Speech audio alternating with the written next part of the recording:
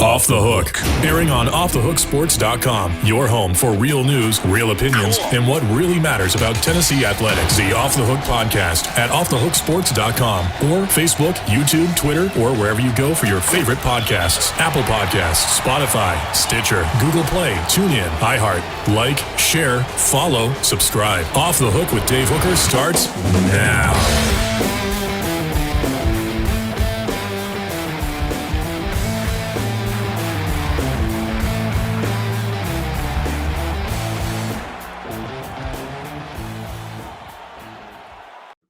How about this? I'm just going to begin the program with pandering to the crowd. If you like the VOLS balls on Neyland Stadium, please like and subscribe this video with Josh Ward and Dave Hooker. That's a bit of a stretch, Josh, but I figure, hey, why not throw it out there? If you like the VOLS, then you should like and subscribe to this video. Wouldn't you agree with that? I think the two go hand in hand. We'll take any kind of credit if you want to attach that to it as well. Yeah, I don't think Tennessee, and by the way, our conversation with Josh brought to you by Zool, a beer company right there in downtown on 5th Street, downtown Knoxville. Great panoramic view. Used to be a Volkswagen dealership, so you can hang out and have a good time. We're going to have some Friday events there where we've got food. That'll be fun. But Josh, when we talk about Tennessee's fan base, I mean, they're so hungry for these types of traditions. I don't think they're going to have to be this hungry for these type of traditions anymore. It is cool, but at the end of the day, if Tennessee's winning 12 or 13 games a season, nobody's upset about the balls, BOLS, on the side of Neyland Stadium.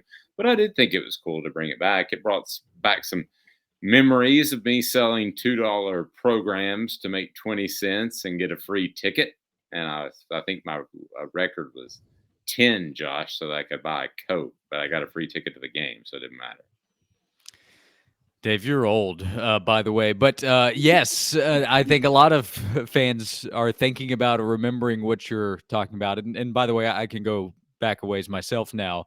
And I remember being at Neyland Stadium as a kid and the VOLS letters and how they moved around. And it is mostly about the winning. Can you win enough games? Can you beat Florida, Georgia, Alabama? That's what the ultimate determination, whether Tennessee fans will be happy over the next few years, will be, not letters on a stadium. But you can have both, and Tennessee fans love the tradition. They love the running through the tee. They love the music that is on Rocky Top with Tennessee football, and they love those letters. And you can just see when they went up, when you could hop on social media or whatever, you get a text from a friend on Tuesday and said, hey, the letters are back on the stadium. People were driving down to campus just to see them, even though they've seen them before. And there's not much of a difference in seeing them in person and seeing a photo of them. It's really cool to see the photo, but fans wanted to connect with it. And that is a reminder of what Tennessee football is about and how much it means to people. And there are a number of examples. Fans drive down to campus to see the Pat Summitt statue and have photos taken with it because Pat Summitt meant so much to them. So having the letters back up there on the stadium, I think, is creating a connection to what fans remember most fondly. I don't think I ever asked you specifically, but what are some of the traditions that stand out from Tennessee's perspective?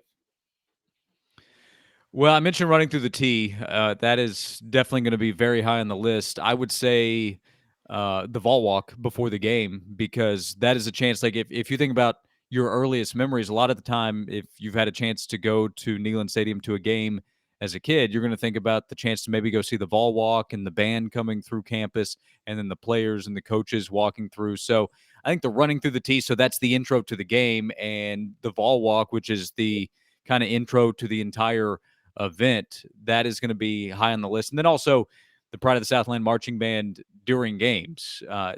It's not going to outweigh football and what's happening during the game, but there's a lot of history there too with the Pride of the Southland.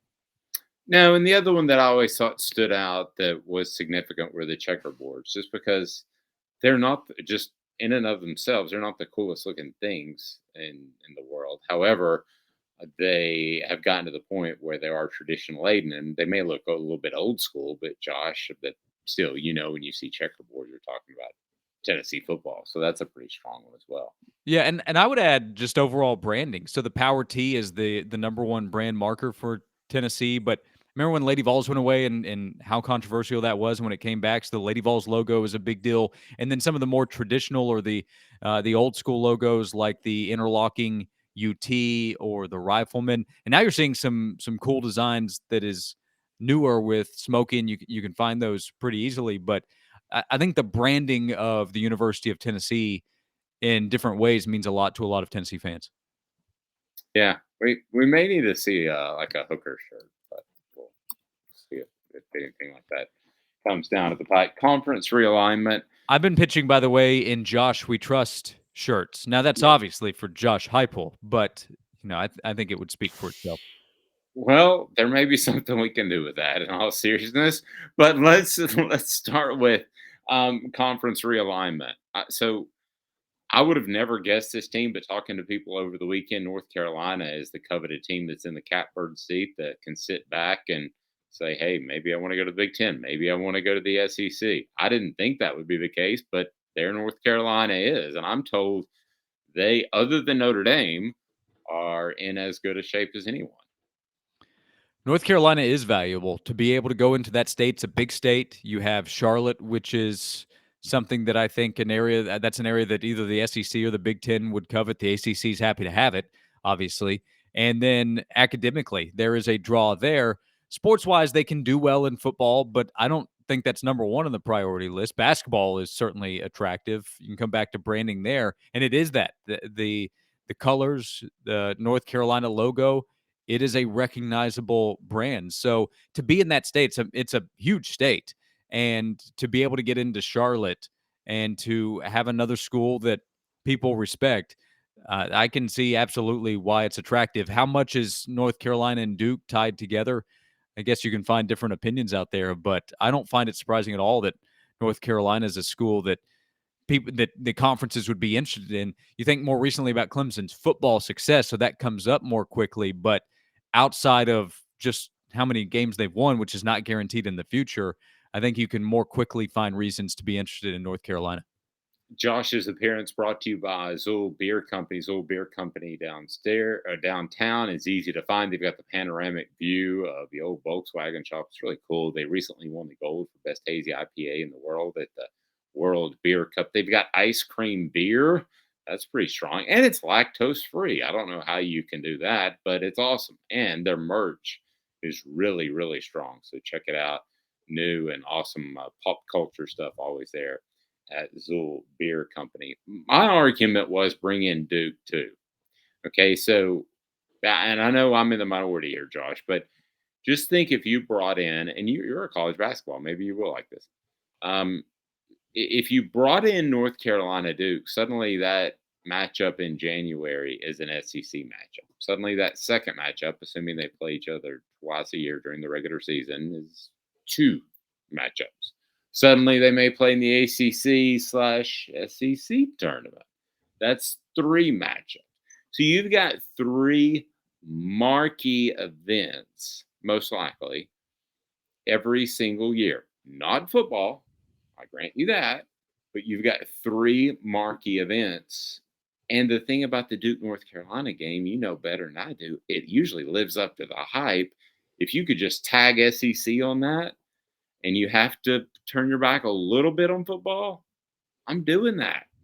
That's my push. That's where I am.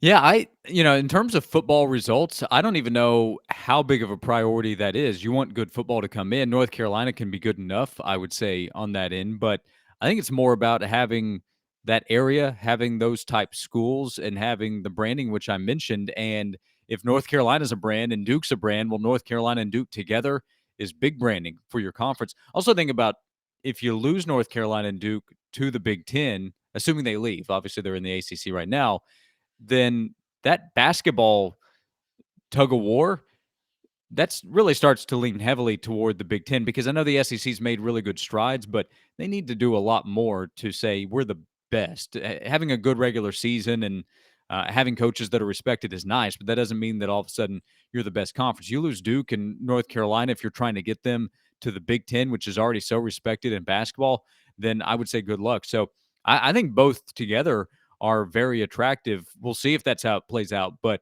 if I'm Duke, if I'm North Carolina, I want to be in the same conference together.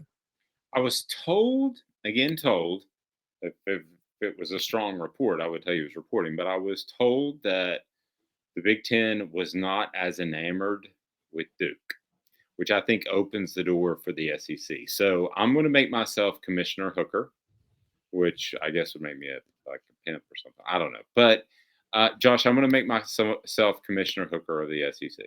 I'm taking Florida State, Clemson, and then I'm going North Carolina, Duke. So along your lines, I'm not as concerned with the TV markets. I think the SEC kind of did that with Missouri and trying to get into St. Louis, and I get all that. But to me, having USC and UCLA for the LA TV market is nice, but it seems goofy that they would have to fly all the way to play Rutgers. So those are the four I'm going with. Commissioner Josh Ward, who are the four or two or stand pat that you would do moving forward in conference realignment with the SEC? So I would want North Carolina if I'm the SEC, and as I guess I just said, I would want Duke to come with North Carolina. So Duke, North Carolina, I would go Clemson, Miami. I would like to go down to get Miami, which may be on the way back in football. They're certainly doing some impressive things on the recruiting trail, which Tennessee fans didn't really appreciate earlier this week. But I would like to have that school. I would like to have South Florida. I would like Miami to not go to the Big Ten. And I would value Miami more than I would Florida State. I don't have a real negative against Florida State. So if you choose FSU instead of Miami, I think that's perfectly fine. And in terms of which program's in better shape, if we're just talking football, that's always going to be cyclical.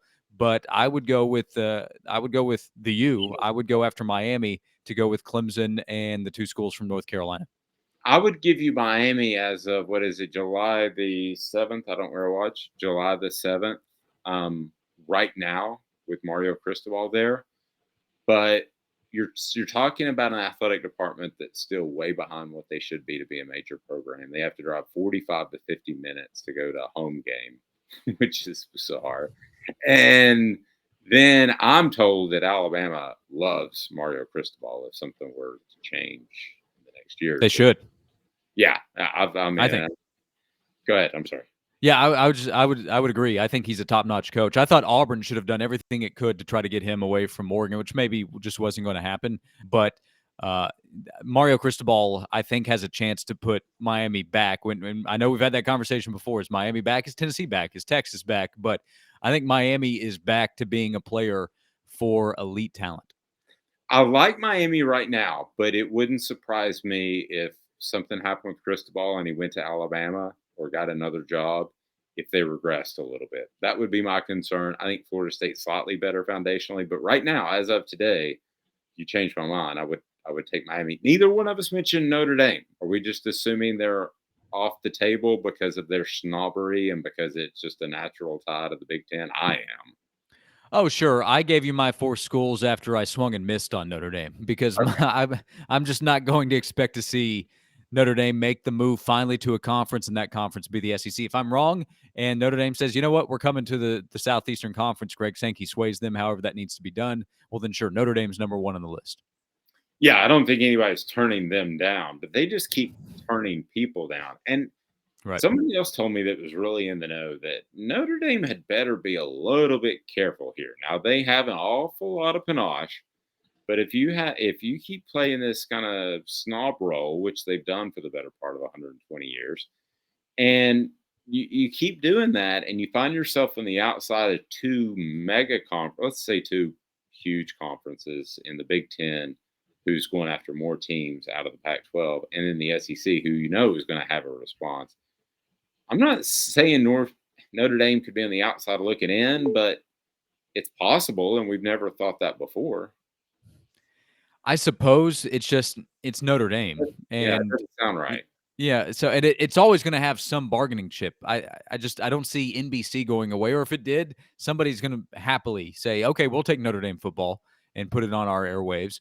And even if Notre Dame says we're not coming to your conference, I think most conferences are still going to want to connect with Notre Dame, and then of course their fan base and and how far and wide that reaches, that's never going to change. So Could they lose a little bit of their appeal? I suppose that's the case, but I mean, even go back to just the football conversation. Dave, they're killing it in recruiting, better than I think anybody's expected with the Irish anytime recently. So people are tired of me using this word, but branding is as strong with Notre Dame as any of these schools we've talked about. It's as strong as the Yankees. It's that big. The Yeah, I mean, branding. it goes outside the United States. Like Notre Dame is Yeah. bigger than just this country. But if you go overseas, I don't know how much Clemson conversation we're going to be able to find. So, with all due respect, because they've won the games on the field and they have the national championships. But I don't see Notre Dame slipping away. And times are changing, but I think Notre Dame is always going to have leverage in whatever conversation it's having with whichever conference. It's funny that we didn't name Clemson. Why didn't you? I know why I didn't. Why didn't you? As 4 teams that could be thrown into the SEC. No, Clemson was one of my four. The two North Oh, Carolina schools: UNC, Duke, Clemson, and Miami. okay, gotcha. Okay, so we went back and forth to Miami, Florida State, and you about Right. changed your mind on that one as well. Um, I was told this by somebody that would know that the SEC is going to do every single thing they can to make sure that Notre Dame has their own personal invite in place to a potential mega conference college football playoff because they do not want them joining the Big Ten. That the SEC doesn't believe they can get the Big Ten, they can get Notre Dame, but they don't want them going to the Big Ten for television financial reasons. So I think the SEC is actually on Notre Dame's side to get them into the playoff. Yeah, maybe so. And if that's the case, that would come back to what we were talking about, where I don't think Notre Dame's going to lose its appeal because it has that kind of it has that kind of leverage in terms of, well, if we can't have you, we still want to make sure that you're happy with the way things are, so you don't go somewhere else because we know how much they want you and how valuable you'll be if you're there. So Notre Dame is it's always going to be a big piece, and it's hated by a lot of people. A lot of people don't like hearing what we're saying about Notre Dame, but it's just the reality. I think some fans have felt that it's been too easy for them to get in the playoff, and I think they've earned their way there. They've also earned the whippings they've gotten in the playoff, but that's just because there typically are only a couple teams that realistically are going to win the national title. But Notre Dame is a school that's it's always going to be wanted, whether it is in the Big Ten or the SEC. And you know what? Notre Dame can say, hey, in the COVID year, we went to the ACC. And look at how we fared. We did quite well when we went into a conference for that season. So the SEC would love to have Notre Dame. I don't see that happening. I'd be stunned. If you told me Notre Dame's going to a conference, then I would bet heavily that conference is going to be the Big Ten. But I'd bet even more that Notre Dame is always going to be comfortable, whether it's in the Big Ten, in the SEC, or doing its own thing and working out some kind of agreement with the other conferences related to the playoff and scheduling and all that. Go to zulbeer.com. That's XUL, zulbeer.com to learn more about their fantastic offerings. I noticed Josh was sipping on one on the lake over the weekend, so I hope you had a fantastic fourth. Lastly, let me leave you with this before we get you out of here, and that is Tennessee recruiting. I think when you look at it a realistic eye, Tennessee is in a position where they have to take some 3-stars that they've got to evaluate better than other people that are a better fit. They're not going to go get the war daddies against Alabama and Georgia on a regular basis. I know they missed out on Francis Mauigoa. I'm aware of that, but I think they've got some guys that fit what they do. Now, they eventually have to start winning their battles, and maybe they did so with the 2024 edge rusher this week, Josh, but I think Tennessee fans get frustrated when you just get 3-stars, but that just takes time to really battle with the Alabamas, Georgias of the world. Yeah, and you are right about the evaluation. So, like a Tyree Weathersby, who would be the 3-star prospect on the defensive line that committed last week, you need that evaluation to be right, and for him to be somebody that produces. What fans are going to have to remember is that with most of those level recruits, it's going to take time. A 3-star player is not expected to come in and play right away or play a big role right away. Sometimes they do. Most often, it takes at least a couple years, sometimes longer, for them to develop and turn into what you need to compete at a high level in the SEC. I do think Tennessee will still land some really nice players in this class. They have some offensive linemen that will be announcing soon that the staff really does prioritize at a high level. Maybe not at the same level as Francis, but I think they feel good there. Depending on when you watch this conversation, I think the Vols have a good chance of getting Cam Selden and beating out Penn State for him. He is a big-time athlete, pretty big kid, too, at the position that he'll most likely play at receiver, listed 210, 215. So they're going to get some good four-star prospects, but Dave, I think Tennessee needs more results on the field, and they need more players to go into the NFL to then convince somebody like Carnell Tate or Francis Mauigoa to come to Tennessee. Sean Davian Bradley would be probably the highest rated guy that I think Tennessee should feel really good about on the defensive side, and he'll announce later this summer most likely. But Tennessee's in a good position in recruiting to get to the elite position. Well, that's just realistically going to take more time. They need more results on the field and off the field to compete with the best programs in the country. May I be the first, at least in my circle, to make the stripes reference with Bill Murray and Francis? Do you remember that reference? I do. Yeah. Yeah. The guy stands up and goes, "Don't ever call me Francis." He calls me Francis, they're dead. The response is, "Sit down, Francis." Just that Yeah. Are line. you the first to make that reference? I think so. I don't think I've heard it brought up with at least big Francis and Tennessee's recruiting. So There you go. yeah, I'm I'll not tip my going to cap. tell. I'm not going to tell Francis Mauigoa to sit down. He can Yeah, I'll stand tell Francis he can do whatever he wants to, wherever he wants to, for sure. to any of my family members, for that matter. For Josh Ward, I'm Dave Hooker. If you like Josh, if you like beer, then you have to like and subscribe. It's just that easy. Go to Zool Beer Company. He's Josh. I'm Dave. This has been a presentation of Off the Hooks.